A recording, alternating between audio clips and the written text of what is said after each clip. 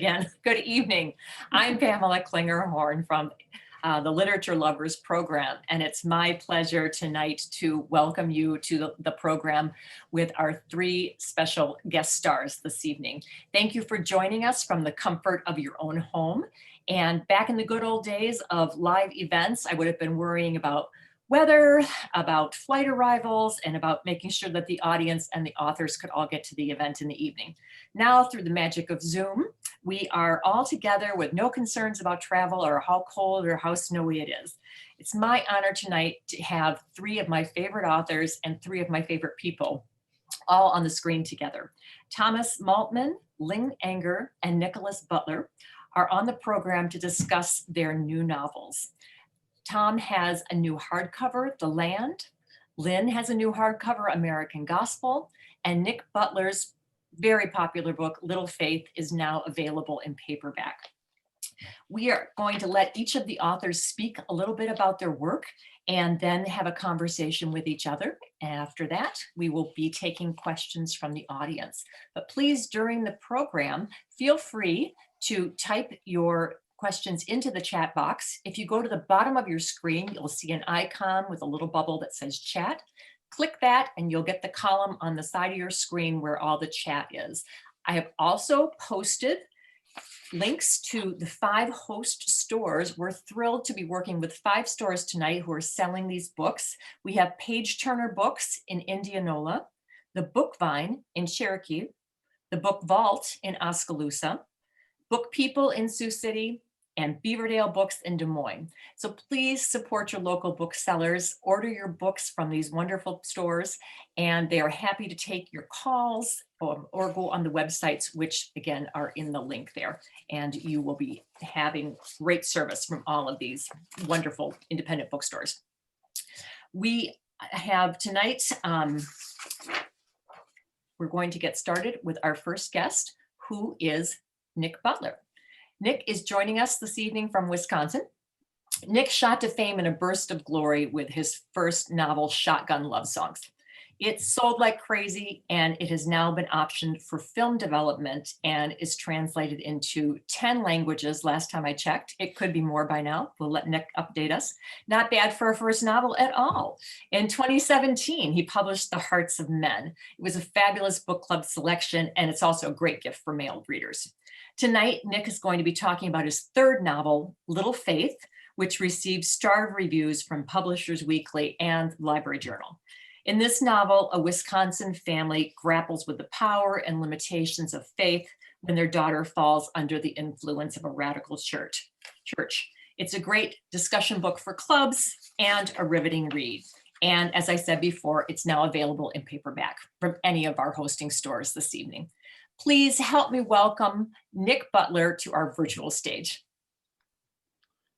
Thank you very much, Pamela, for having me. Thank you to the bookstores for hosting this event and for persevering through these times. And I do hope everyone takes Pamela's advice and orders some books from indie bookstores. I also want to sincerely thank Lynn and Thomas for sharing the stage with me. I've had an opportunity to read both their books recently, and I love the books. One thing that I think is really cool about tonight is all of our books share a theme, but I think all the books are really readable too. I just found their books to be complete page turners. So it's really an honor for me to be spending time with them in this way this evening. I look forward to our conversation. Pamela gave a pretty good description of my book, but I'll just say that Little Faith is a book about friendship and love and community and kindness and decency, about mortality and the natural world. It's set in west central Wisconsin, actually just western Wisconsin, I guess a person could say, along the Mississippi River. In a made-up town called Redford, which is sort of modeled after Stockholm, Wisconsin.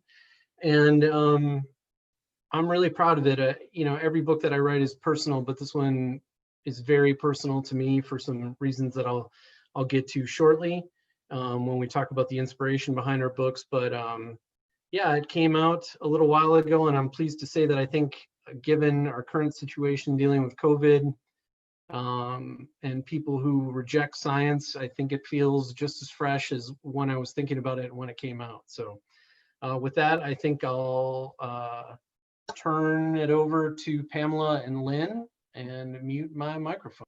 Thank you so much, Nick. We're going to look forward to hearing more about Little Faith. Our next speaker is Lynn Anger. He's joining us from Moorhead, Minnesota this evening. He teaches English there at Minnesota State University. Lynn's first novel was Undiscovered Country, a modern-day update on Hamlet set in the Midwest. His second novel, The High Divide, is a coming-of-age and quest novel set in the time after the Civil War. His newest work is American Gospel, published by the University of Minnesota Press. It'll be available tomorrow, and you can order your copy from any of our host stores that are listed in the chat box, and they will have your book ready and waiting for you tomorrow. Lynn, would you please tell us all about the characters and your story in American Gospel? Thanks, Pamela. Thanks for putting this together, you and Nancy. And it's a pleasure to be here with two such wonderful writers as Tom and Nick, and I have to agree with what Nick just said. These books do have uncanny similarities, and those two for sure are page turners. I've read both of those within the last couple of months and really enjoyed them immensely. And welcome to all of you readers out there too. It's a strange time when I'm talking to you and all I see is a blank screen with some little pictures along the top. It feels very strange, but I welcome you nonetheless, and I hope we can feel like there's some connection made by the time this is finished tonight. Yeah, my novel American Gospel, which technically comes out tomorrow, was also a very personal book to me, more personal than the other two books I've written. It's set in August of 1974, which was a tumultuous month in American history. If you remember, it's the month that Richard Nixon resigned the presidency. In my novel, while that's going on in Washington, D.C., on a lake in northern Minnesota, an old man who is a farmer turned prophet and runs a small commune survives a near-death experience. And during that near-death experience, he has a vision that the rapture is going to happen in 14 days on August 19th. The novel is a dramatization of those 14 days. It's a kind of countdown. The story rotates among three characters: the 73-year-old prophet himself, his son, who is a skeptical New York writer, and a young Hollywood actress, an Oscar winner, who happened to grow up on a farm next door to the prophet. She hears about his vision and she returns to Minnesota to see what's going on. And the world's attention then comes to bear upon that farm, the place where the prophet is. And that becomes a kind of ground zero for the end of the world. The media takes note, and pilgrims stream in. It's a novel about belief. It's a novel about the importance of humility. It's a novel about love and its limits. And it's a novel too about an apparent hunger or longing in this country for a hard stop to life as we know it. I think that's all I'll say about the book. I'm sure that some of you have questions, and I want to leave some time for those. So anyway, it's a pleasure to be here. Thanks. Thank you so much, Lynn. Your book is just astounding. Congratulations. Our next guest this evening is Thomas Maltman. Tom is also a college professor. He teaches at Normandale Community College and lives in the Twin Cities area. Tom's first novel, Night Birds, is excellent historical fiction set at the time of the Dakota conflict in 1862. His second novel, Little Wolves, was a Minnesota Book Award finalist. This Midwestern mystery is set in a prairie town and contemplates violence, myth, and folklore. Tom's newest novel, The Land was recently released from Soho Press. It's absolutely majestic. Congratulations, Tom. And here he is to tell you all about it. Tom Maltman. Thank you so much for that introduction, Pamela. Thank you for hosting tonight. Special thank you to Nancy Simpson-Bryce for bringing together 5 great stores in Iowa. Thank you to all of you who have tuned in to listen to us tonight. And a special thanks also to Nick Butler and to Lynn Anger. I've also read both of their novels. I think that they are beautiful books. I might sound strange right now to recommend to you books that deal with cults, deal with fringe elements in religion, deal with the end of the world. But I really do believe that books should face hard topics. And so these books do that, and they do that with hope, and they do that in a way that is beautifully written. And so I hope that you discover these novels. Now, my own novel is about a story about a young man, and he's a troubled young man. He's been in a traumatic car accident, so he's not really certain that what he sees around him is real. He believes he walks in a time of angels and demons. And it's partly about how he becomes caretaker of this house out in the country. And while there as caretaker, he decides that he's going to set out to investigate. He's been involved with this woman, and she's gone missing. And he decides that he's going to investigate. He suspects that the members of this white supremacist church out in the country had something to do with her disappearance. And so it's the story of what happens to him when he sets out over one lonely winter to find out the truth of this woman who has gone missing. And so I would say it's about a search for belonging. That's a big part about what the novel covers. It's about the need for healing. It's also about the sacrifices that we make for those that we love. And those are the primary themes. And I would say that each one of us are also going to talk about the inspiration behind our book. How did we come to write these novels? And there were 3 main forces that inspired me to write The Land. And the first is this: in the mid-1990s, I was asked by an elderly couple to take care of their property. It was out in the woods. And they gave me one strict instruction when they asked me to care for their property over the winter: make sure that nothing happens to our dog. And so over the winter, one of the loneliest winters of my life, I did just that. I did everything I could to keep this old dog alive. And when the couple came back in the spring, they put the old dog to sleep. It's not much as anecdotes go, right? I've never liked irony. Yet that winter in 1995 haunted my imagination. I'd never experienced such cold. I'd never waded through such deep snows. And so I knew that I was going to write about it. And I started playing the what if game in my imagination. What if this young man has lost somebody close to him, and he's now needs to set out to find out what happened to this missing person? So that is partly one of the forces that inspired the novel. But there were 2 other things that fed into the making of the book. And the other is this: in the mid-1980s, my grandparents bought land in the wildest place they knew in Northern California. And the property that they bought, they called The Land. And it was meant to be a vacation spot, a spot that would bring family together, right? And all 6 of their children invested in the purchase of this property. But there was one other thing that the land was also intended for, and that was as a refuge in case the apocalypse happened.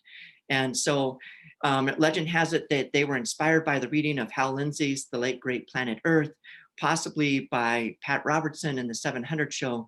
But that was the other purpose behind The Land, is that it was a place of safety, a place of refuge where the family could gather in case things went wrong in the world around us.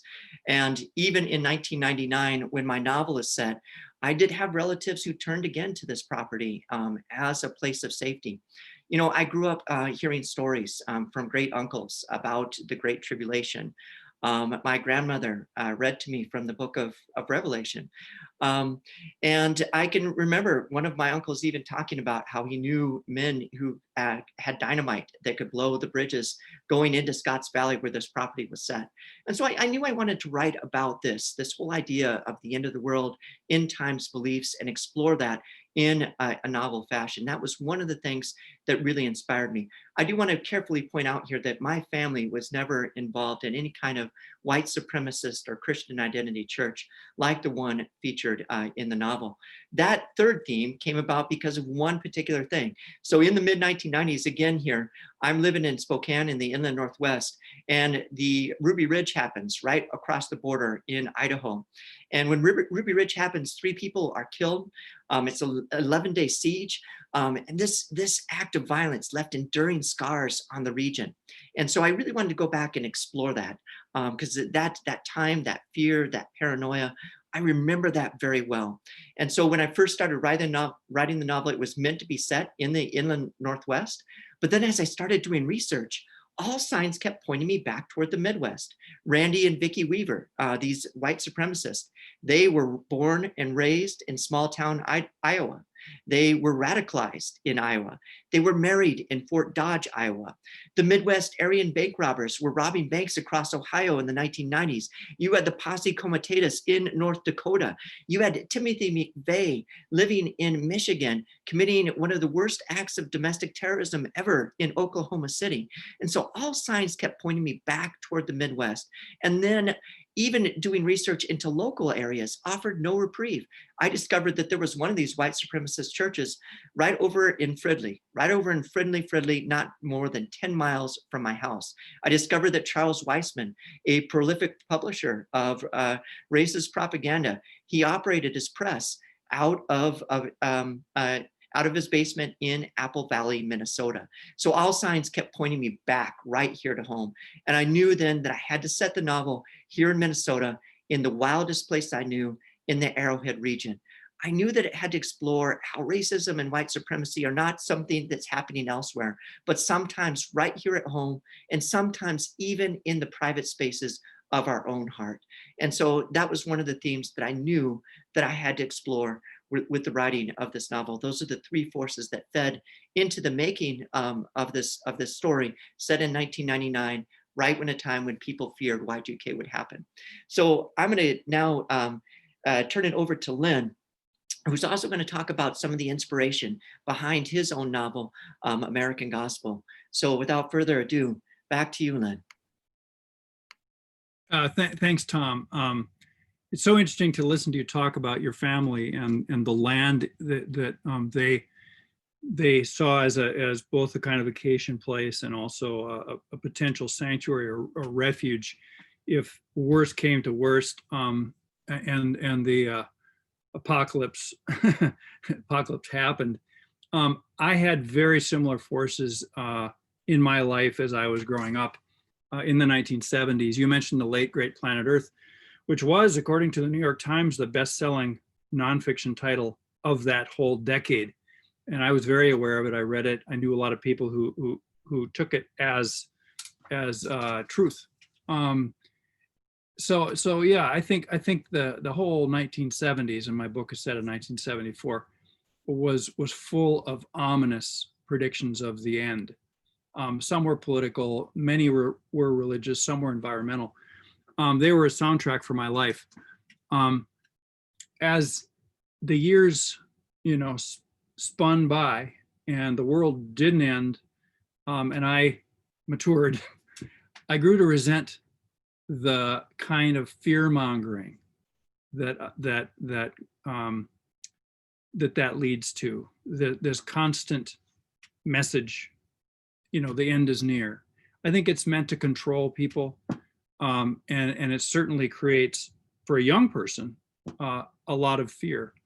And so part of my reason for writing this book was sort of to get revenge, to write my way through that experience, and imagine it as fiction where I have control.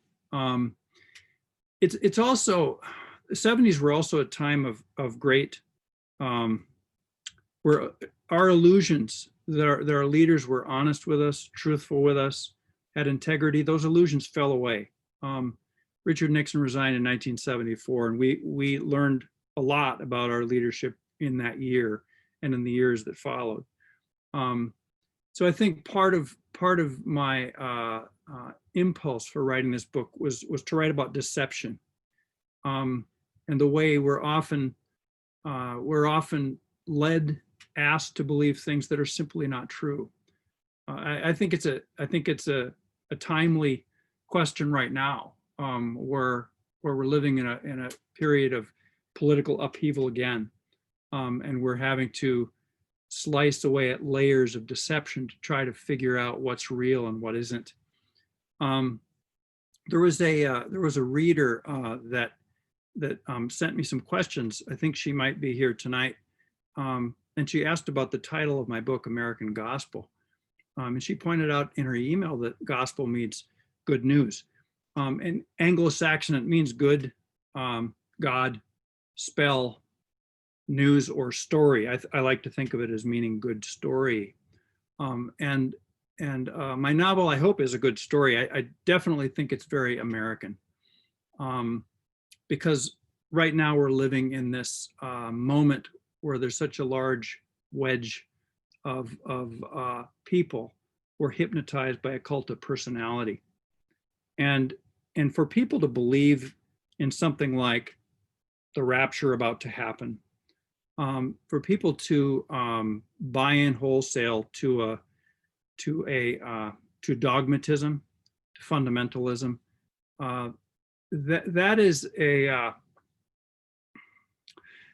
that's a uniquely American phenomenon, certainly right now, but I think throughout a good share of our history.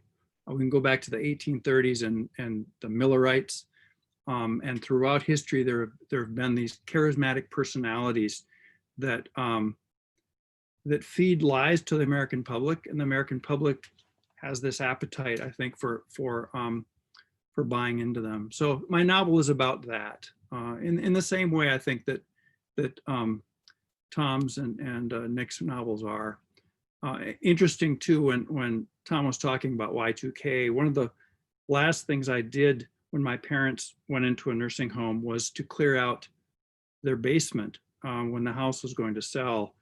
And the very last thing I had to do is empty all the bottled water, these gallon jugs of water that they had stored away for Y2K under their stairway. There must have been 40 or 50 of these bottles. And of course, the water at this point was 14, 15 years old.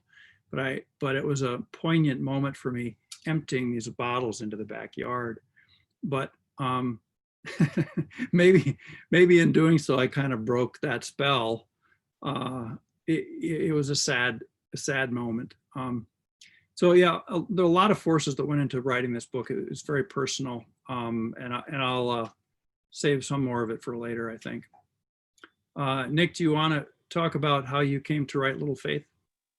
I'm going to invite Nick and Tom to turn their monitors on, and all three of you authors can stay on the screen now for the chat so the audience can see each of you and feel free to interact. So Lynn, please turn your camera back on. There you go. Thank you, everyone. Yeah, so,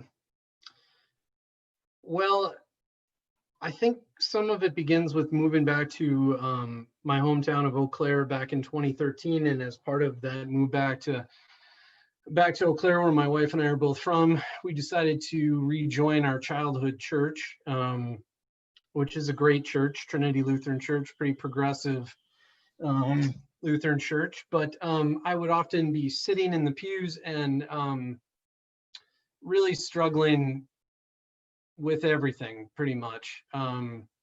You know, I'm not the kind of person who can just sort of doze off during a sermon. I really want to be challenged, and I want to pick through a sermon and find what it, you know, hopefully come away with something. And oftentimes, no matter what the pastor did right or wrong, I just didn't know what I was doing there.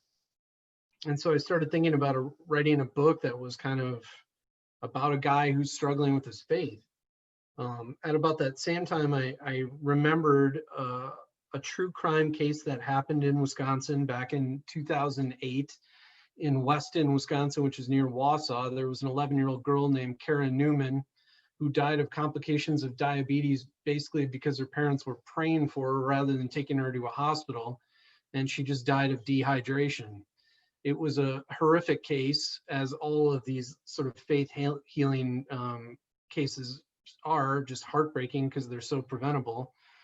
And as I began doing more research into faith healing in America, which was some pretty dark bedside reading, I thought it would be interesting to write about something like that, but I didn't want to necessarily write about it from the standpoint of being just purely judgmental, because I wasn't sure that that would really make for good fiction. So rather it was more like trying to understand what's going through someone's mind when they're looking at their 11-year-old daughter who's just sleeping for days at a time because she's so exhausted because of her diabetes. Like, how do you allow her to die?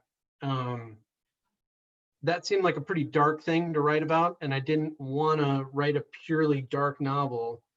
So I endeavored to sort of lighten the book by introducing a character named Lyle, who's based very much on my father-in-law, Jim Gullicksrud, who was just like the coolest guy, just extremely positive, kind man who's gone through more than his fair share of disappointment and tragedy, but hasn't allowed it to darken his life. And I thought about him and his history and what he'd gone through, and then sort of shook up all these ideas, and that's really where Little Faith came from. Yeah, so I think at this point, maybe in the evening, I think we're going to kind of segue into more of a sort of open conversation, which is cool, because I don't know if we'll get to my specific question, but I'd love to hear these guys talk about how they constructed their plots and kept things moving so easily. But I think I'll go to Lynn first. And we were talking beforehand about this notion of allegory, and we were thinking about the mountain lion in your book, but also I wanted to ask you about this farm that's central to your book and is so vivid to me. I felt like I had been to properties like that in the Midwest, and I don't know if you want to touch on that. Like, is that based on one of these real places that you're sort of discussing? I also wanted to ask you a little bit about, and maybe this is too many questions, but I want to ask you about your ending, and I won't give the ending away because I don't want to ruin it for readers, but man, it's an epic ending.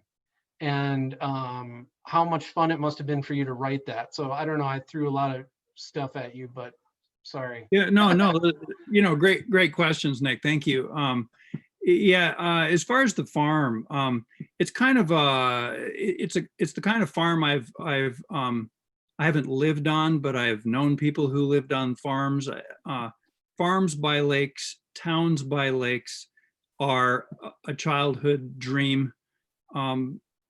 I would love to own that farm. I haven't been there, but I have, I've drawn it, and I live there. I lived there in my imagination for years, but it isn't modeled after a particular place. Okay. It just seemed like the quintessential Minnesota place where the rapture would be imagined and dreamed. So yeah, I can't tell you that that's a real place. The ending of the novel was a little tricky because if you're going to write a book about the rapture and the rapture is going to happen in 14 days, you have two choices. You're going to write it in the future, so the reader's going, wow, is this going to happen? Or you're going to write it in the past. And I wrote it in the past, which means you're writing yourself or painting your way into a corner. How's it going to end? So I had several different endings in mind. And the ending that I did finally write, it was a lot of fun to write it. And in many ways, it felt like a very literal ending to a very spiritual novel. Now, the novel isn't spiritual, but it tries to imagine a spiritual, a man who fancies himself a man of the spirit, who is living according to those voices and visions that he has. So yeah, that ending was a lot of fun to write. I'm sure for you and Tom and I talked about this a little bit too, as far as some of the way I use the natural world, the mountain lion in particular. When I write a scene, I have no idea that it might have symbolic value or some kind of thematic weight beyond other scenes I'm writing. But when I come back to a scene, sometimes that scene rises in my imagination, and I realized that it carries a lot more meaning than I realized it did when I wrote it for the first time. And that mountain lion scene definitely did. It's a scene, it's a flashback of a moment where the old man, the prophet, when his son is young, the one who's grown up in the story of the novel, his son is probably 14, 15 years old when a mountain lion raids the farm and kills some stock, and the old man and the boy go out into the shed and wait for its return, because an animal of prey returns to the scene of the crime. That's a kind of a standard thing that happens. And it is a frightening scene where the boy ends up shooting this mountain lion.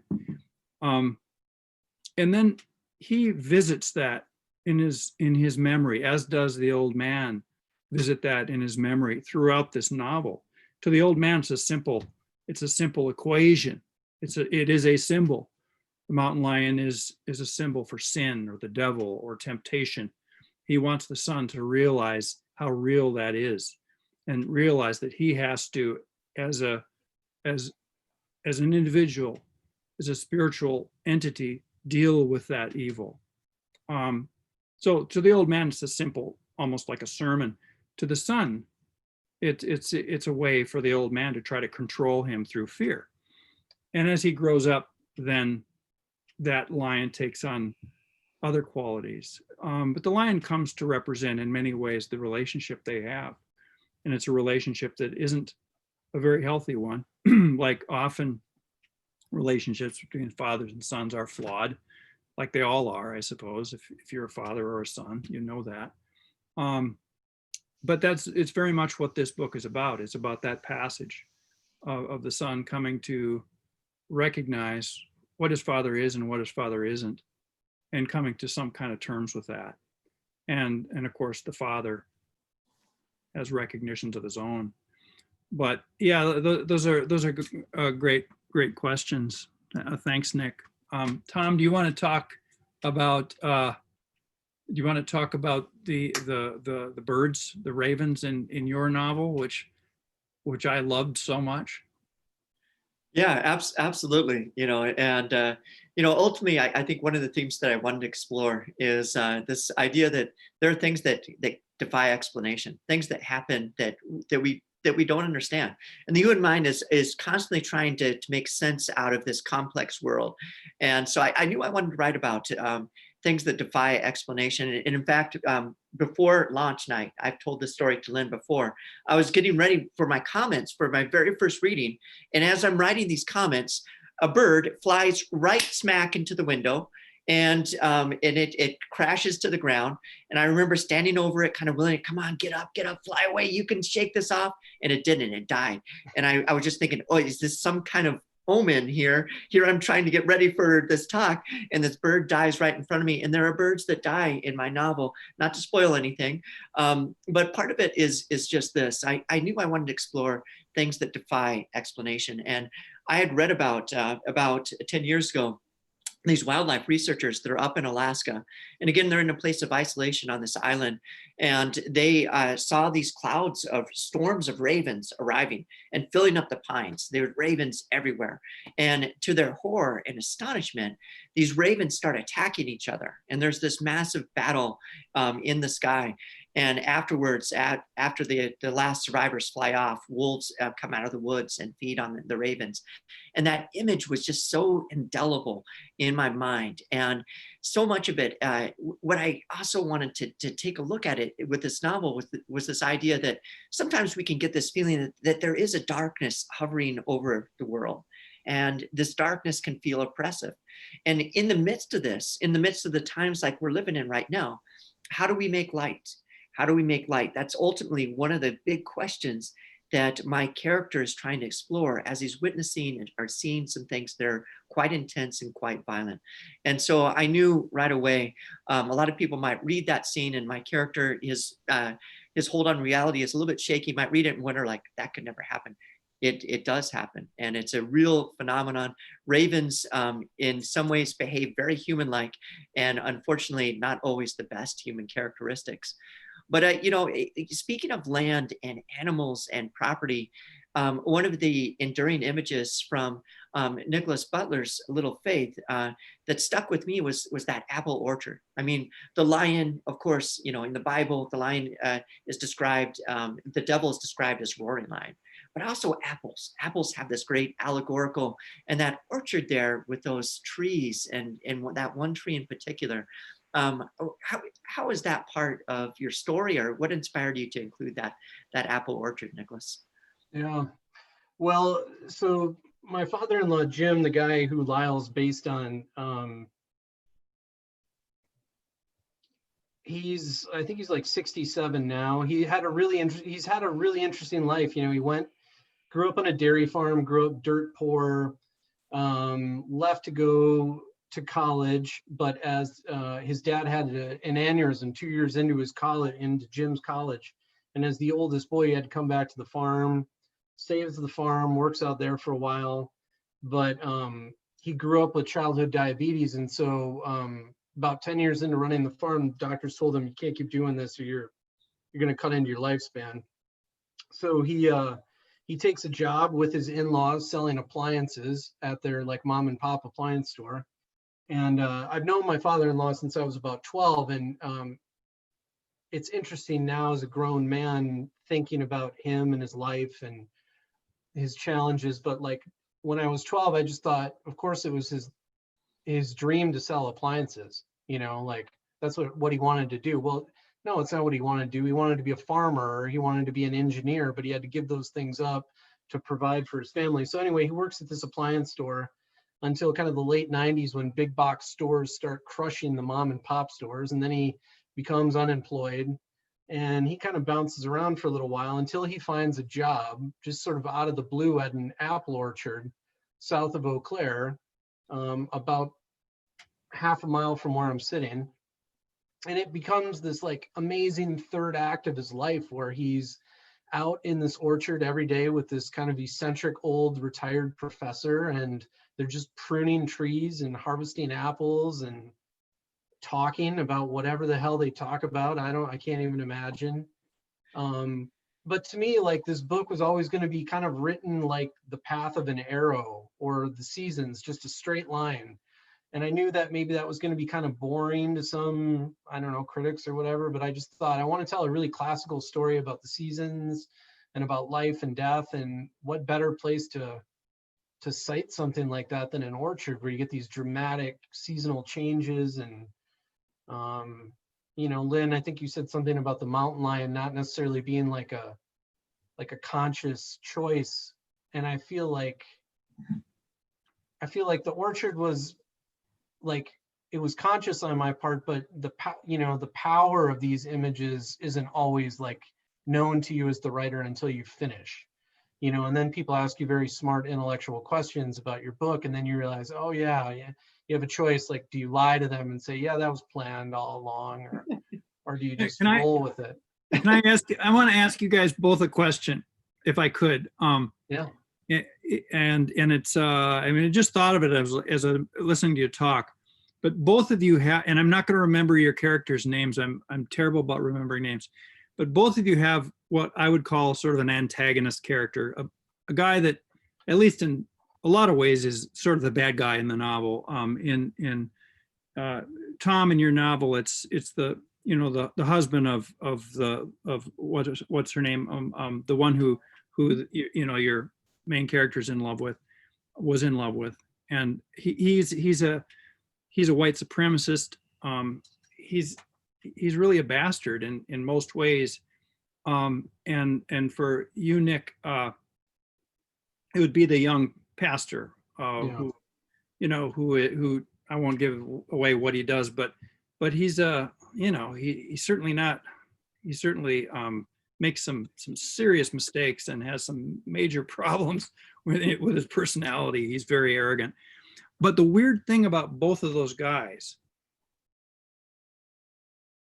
novel, I came to like them. I might hate them, but I liked them. And you both had scenes that you wrote that convinced me that they were more than antagonists. I mean, they were more than what people might see on the face of it.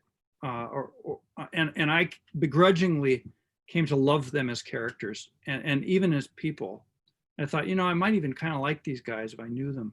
And I'm just wondering for both of you if that's something you consciously worked with, or if it just sort of happens that way. I mean, in a lot of category fiction, or mystery novels or thrillers or such, there are a lot of characters who just play a role. They're the foil for the hero. But in your novels, which certainly are both compelling reads, and there's a lot of good and evil in them. Evil isn't just evil. And I'm just wondering if you want to talk about that or not. Sure. You want to go, Tom, or? Sure. Yeah, I can start off and I would say that it's again, it's ultimately not a conscious decision here when it came to writing Eli's character. In the beginning, I think your character started off kind of shadowy, but my job as an author is to try and inhabit the moment, really try and inhabit the lives and the minds of these characters. And I knew that, part of what I wanted to explore here was that how do young men so often get lost in these movements? And part of it is the allure of these very magnetic leaders. And so I was dealing with in Eli, somebody who had this charismatic personality.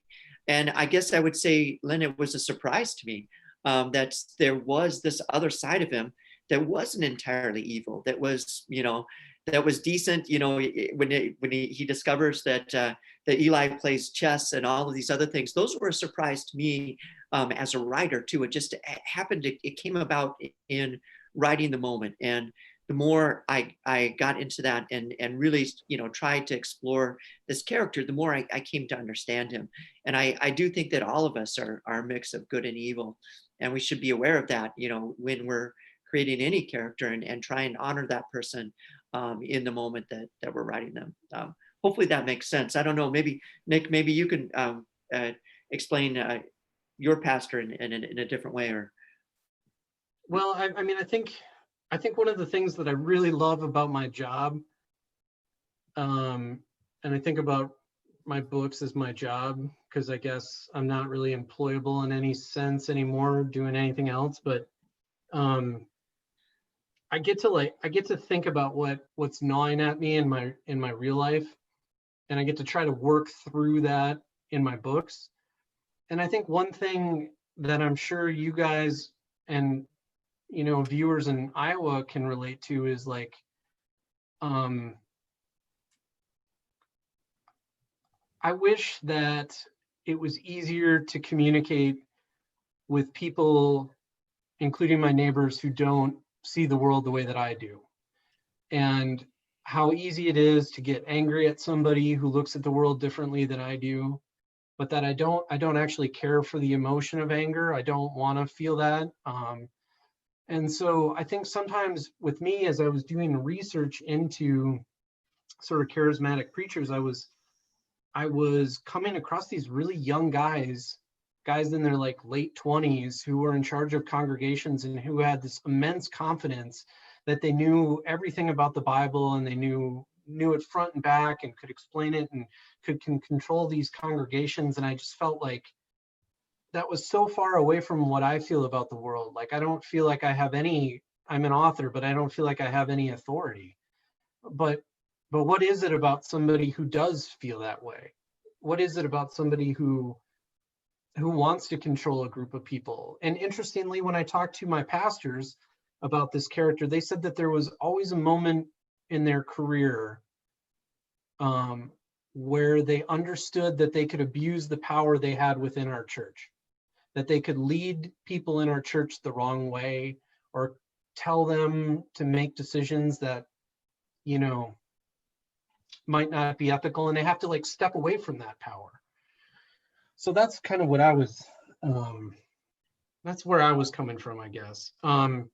I know we want to talk about fundamentalism and faith, and I know we want to get to some chat questions. Thomas, I have to say, there is a scene in your book that it's expertly done, there is a scene in your book that is so awkward. It's so painfully awkward, and you engineered it that way. And you can, you can't see it coming from page one, but you can kind of see it maybe 5 or 10 pages before it actually arrives. And when it arrives, you as the reader are just like, ah, perfectly done. I wondered if, I want to invite you to talk about why you're writing about fundamentalism and faith, but if you want to talk about that scene, and I won't give anything away, I'd love to hear you talk about that too. Which scene? I'm not quite sure. Well, there's a character who is disseminating some flyers Oh, around his school.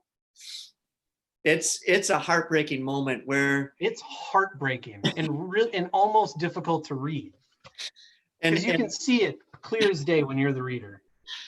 And I'm glad you asked about that. That scene was, it was very difficult to write. And I just remember my editor telling me, because in early drafts of this book, in an earlier draft, this narrator is full of self-justifications. He wants to try and explain, hey, look, I know that these people are bad and wrong and stuff like that. And my editor gave me this advice. He said, you just have to let him fall. You don't quit trying to save him. Let him fall, because that's real and true to the moment. And so that was a hard thing to do as a writer, is to let the character fall, because that's probably what would have happened in that moment. And the hard thing is that, and to do that is he betrays, somebody, a friend who's a person of color. And but I had to write that, because that betrayal is true. And it's probably true. I feel like often of our society, that many people of color feel betrayed by people who are supposed to be their friends, by people who are supposed to be their allies. And he's so obsessed with finding out the truth, or what really happened, that he commits this betrayal.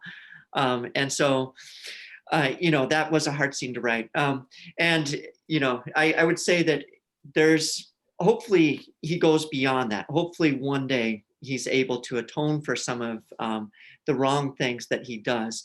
But I think that'll be up to the minds of the readers when they read that scene. But definitely fundamentalism and faith. I would definitely, I want to know more about, for each of your novels, and for Lynn, my wife, when she heard about the story, my wife is a Lutheran pastor, and she kind of shook her head and she said, that's the only side of Christianity that people ever see. That's what they read about in the media constantly, but I felt like I had to write about this, because it was something that I'd experienced, that I was seeing in the world around me, that I had to wrestle with. And so, I kind of wonder the same thing about each of you too. How did you feel called to wrestle with this fundamentalism, and that it appears in your novels? So. Yeah, well, it's a difficult question to answer, because I think at least speaking for me, and I think when I read your two books, they're books that are grappling with the impulse, the human impulse to believe in something that transcends the physical world, transcends the mortal coil. And I don't think we would have written these books. I wouldn't have written this book if I weren't interested in that whole question of faith and belief. But there's this, Nick talks about these pastors coming to this point where they have to decide whether they're going to take advantage of the power that they are invested with. If we do believe, if we have an element of faith in our lives, I think the danger is that we move into dogmatism, where we want to embrace this notion that we are certain about what truth is. And it's in that certitude, I think, that there's a great danger, because it seems to me that humility, recognizing our own limitations, that's the beginning of wisdom. So, I mean, how do you walk that line? I mean, it's hard. I think it's a difficult question. I don't have an easy answer to it, but I do believe that fundamentalism or dogmatism, that kind of absolute certitude, is a dangerous place to be, because I think that it completely then can edge out critical thinking. And I think in all three novels, there are characters who have moved to that place of either being a great danger to themselves or to other people because they have pushed doubt so far to the side. And so, yeah, I don't have any answers, but I think that's what I was grappling with. It's something I've grappled with myself in my own life. And this novel was a way that I could do it through my art. And it was very satisfying. And I think I think it was purging and cathartic for me. But, that's about as much as I can say about it. I don't know how to talk about it maybe any more intelligently. Thank Great. you for this illuminating conversation. We've had a few questions from the audience, and I first of all want to let Jenny know that she sent in some very astute questions, particularly for Lynn. He's addressed a few of them, but Jenny, you will be receiving an answer from the author himself. So stay tuned for that. In the chat box here, we have Deb Hobbs, who is wondering, why do you think Americans are more susceptible to charismatic characters? Or are they? Who would like to go first? Anyone want to tackle that one? It's certainly a fact. I think that we are, and you guys probably know more about this than I do. But from what I've read, the churches in this country, the Christian churches in this country that are growing, are mega churches. And not to knock them, I'm sure there are great ones, but mega churches do tend to rely on a charismatic leader, and then the growth in many cases is exponential. And in politics, I don't really even have to go there. I think we're so caught up in a personality cult right now that it's become a danger to us. Not to get too political. But why in America? Yeah, good question. I know I can point to it. I don't know that I can break it down. What do you guys think? I think that faith life is a central part of many American lives, and that sense can sometimes lead us astray. That our need to belong to faith communities, our need to find answers to hard things happening in the world around us. And so I think that part of it is the uniquely, American, that we are a deeply, religious nation in many ways, and that can be good, but it can also lead us astray at the same time. I'm not sure, what would you say, Nick? That's a tough question. Yeah, I don't know. I think the way I'm going to answer that question with, by plugging an Instagram account called Preaches and Sneakers, which is all about megachurch leaders wearing super expensive Versace outfits and like very expensive Jordan shoes. I find it amazing for its hypocrisy, and it's well run, and it doesn't answer that question, but I think it's part of the question. And I think the other anecdote that I'll just share is I had the great honor of taking a class from Marilyn Robinson a number of years ago about the New Testament, and some kid in class was trying to sharpshoot about something. I can't remember what it was, and he asked her about some Bible verse, and she sort of paused, and then she said, "Oh, I don't know." And that was it. And I thought, that's somebody who's extremely confident in their own intelligence, what they know, what they don't know, what they believe, what they don't believe. But she wasn't trying to sell anyone anything, and she didn't feel like she needed to defend herself, like intellectually, to some kid. That's funny. Marilyn Robinson was one of my college professors.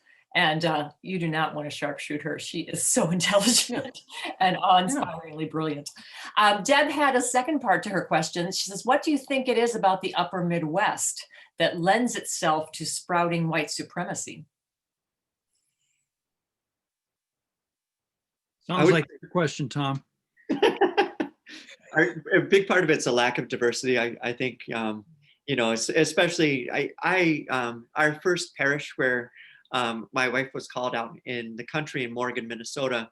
You know, it's town of 900 people, a lot of good people there, but almost no people of color. And when you're not exposed to other diverse perspectives, people who have walked and lived different lives from you, it can sometimes narrow. And this is not universally true of all people, and certainly not of all people in rural areas, because there's some really wonderful people there.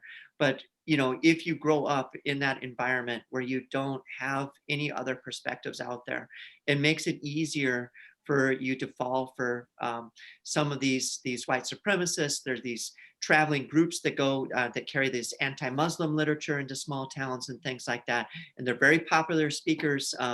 And you know, so it's hard, but part of it is a lack of diversity, and that's changing. That's changing in some good ways, where you have, you know, many different immigrants coming into other communities and bringing other perspectives out there. But I really think that that's a big part of it as well. Well, Carmen Hampton is wondering, how do each of you decide what books to read? And perhaps you'd like to share with us what you're currently reading. Lynn, you want to kick it off? Sure, yeah. You know, I don't know that I even decide. I mean, books kind of show up and I read them. Sometimes I read a book because it's topical, or because it's a book that I realize I should have read 20 years ago. I mean, I mentioned last week too, I'm reading The Plague by Camus because, you know, we're in the middle of a pandemic. I read Little Faith last week because I knew that Nick Butler was going to be part of this program. I think one of the great frustrations for me as a reader is that as a college professor, I have so much to read just to keep up with my students. I have 100 students right now, and I'm reading all the time. I mean, my eyes can't read any more than they read. So I can't read what I want to read often. So I have this long list of books that I hope I can get to, and I get to them on vacations in the summer. So I do end up reading a lot, but in fits and starts. Tom, how about you? I would say, yeah, definitely the two novels that we're talking about tonight, American Gospel and Little Faith, are beautiful, beautiful stories. Highly recommend them. I recently read Northernmost by my friend Peter Guy. I think that is a wonderful novel. The way he goes back and forth in time, I think, is beautifully handled. I recently read William Kent Kruger's This Tinderland. I think is also, it's our American Odyssey kind of retold during the Depression. And I read everything. So to answer that, I read everything I can get my hands on. Like Lynn, I have 100 students and I don't get it. That's one of my great regrets, is I don't get as much reading time as I wish I had. But I read everything that I can, all genres, fantasy, mystery, you name it. It's all grist. It's all good for the mind. And I love to read. So, but those are all books that I've read recently too. Right. We seem to have lost Nick. He had warned us that he had some sketchy internet connection. Yeah, He was freezing before, so I don't see him there. he will pop back. I'm not sure. But we are coming to the end of our time here. I want to thank Tom Maltman, Lynn Anger, and of course, Nick Butler for joining us this evening and sharing this wonderful information about their writing and their life. And it was just wonderful. There are 5 hosting stores. Remember, please support Page Turner's Books, The Book Vine, The Book Vault, Book People, and Beaverdale Books. There are 5 independent bookstores all located in Iowa, and we're thrilled to have them tonight as the host for the program. Someone wanted to know what I'm reading. I'm going to shout out to another Wisconsin author, Christy Clancy, author of The Second Home. And she writes about a family with a vacation home. And I know that resonates with so many people who live around here with all of our lakes in Wisconsin and Minnesota. And it's a beautiful book for yourself, for book clubs, and for a gift, as well as all of these fine novels. Having read the entire body of work from Lynn, Nick, and Tom, I can highly recommend them. Loved working with them over the years, and I'm always thrilled to find out that they have something new on the horizon. So thank you. Pamela, I have a question for you. All right. What haven't you read? If you saw the nightstand in my bedroom, you would see everything I haven't read. My husband periodically tells me, do you know you have 35 books on the nightstand? I mean, I don't know how you do it. I don't know how you do it. It's a labor of love. Oh my goodness. Well, through the magic of Zoom, it's been wonderful hosting everybody. Please shop early. There will be shortages this year with supply chain disruptions for everything in retail. Shop at your local bookstore, support a brick and mortar store so that we can continue to have these wonderful places in our communities. Shop often. We all need your support. Thank you so much. I know that all the bookstores will be thrilled to have you. Oh, Nick's coming back. Here he is. Well, I tried. Hopefully he'll pop in.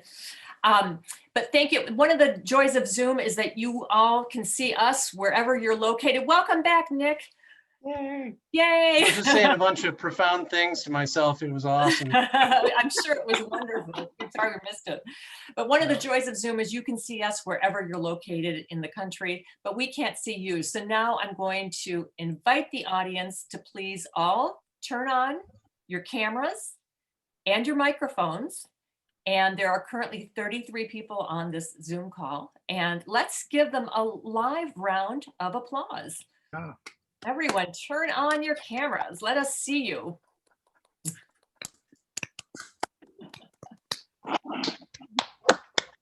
Thank you to our 3 authors tonight. Tom Maltman with The Land, Lynn Anger with American Gospel, and Nick Butler with Little Faith. Please shop at these wonderful host stores tonight, and thank you so much for joining us. If you tuned in late, this program has been recorded and the stores will be sending out links to watch the program again. And you can watch it and catch up on everything, share it with your friends, share it with your book clubs. Thank you very much, everybody. Stay safe, stay healthy. Thank you, Pamela. Bye. Thank you. Thank you, everyone. Thank you. Have a great night, everybody. Thank you. Thank you. Thank you.